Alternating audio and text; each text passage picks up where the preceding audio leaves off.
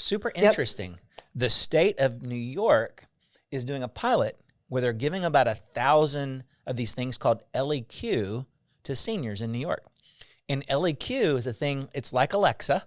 It looks like a phone on the side, and then it has this little robot thing with a light that comes on and off that kind of looks around, and it's designed as a digital companion. And it's designed to talk to it and to be able to, but a lot of seniors living at home. And one of the longest studies ever of humankind, it was an 80-year study, multiple researchers came up with the number one thing that they found for happiness and longevity. What do you think that was? Companionship. Relationships. Yep. In the end, who lived longer, who had better diabetes, who had better health, all of those were based on the value of their relationships. So, right? So you're saying that my grandmother just added another 20 years to her life? With Maybe, her absolutely. companion. Yeah, how many times do you see a couple where one of them dies and 6 weeks later the other one dies? They're just, that relationship is strong. And so they look at these seniors who are living alone, and they have a digital companion. And they I was watching a testimony of one lady, and she says, "Hey, ElliQ, I'm going to go walk my dog," right? And she comes back in, it realizes she's back in, and she says, and ElliQ says, "How was your walk with your dog?"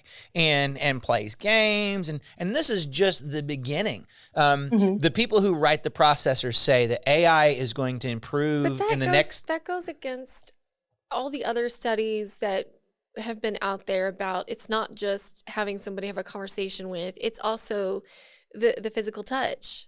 And so I come home and now all I'm doing is talking. It just seems so sad. I tell you though, AI is not going to improve in quality 1,000,000 times in the next 10 years, 1,000,000 times. What you're seeing now is going to be 1,000,000 times more powerful in 10 years. And if that person who has no other pieces can have somebody to relate to and who asks them questions about their life and who, and so as I think about IVR, and I think if I was the IVR vendor and thinking about where I was going as customer service, it's way more, imagine if that person can sit there and have an initial, that AI in an IVR can have an initial. I agree with you from a customer service standpoint, then yeah, it would actually just take customer service to a whole nother level. Cause just like people are moving to the simplicity, they want the simplicity. And just like, I don't want to be in the long drive through at Chick-fil-A. I want to go ahead and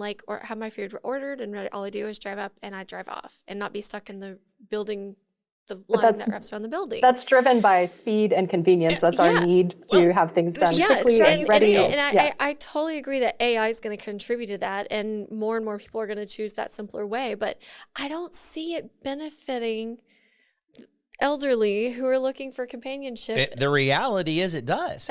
And the reality is, you're doing a big study of getting a puppy. Your pieces that you get from that feeling of relationship, and maybe you can.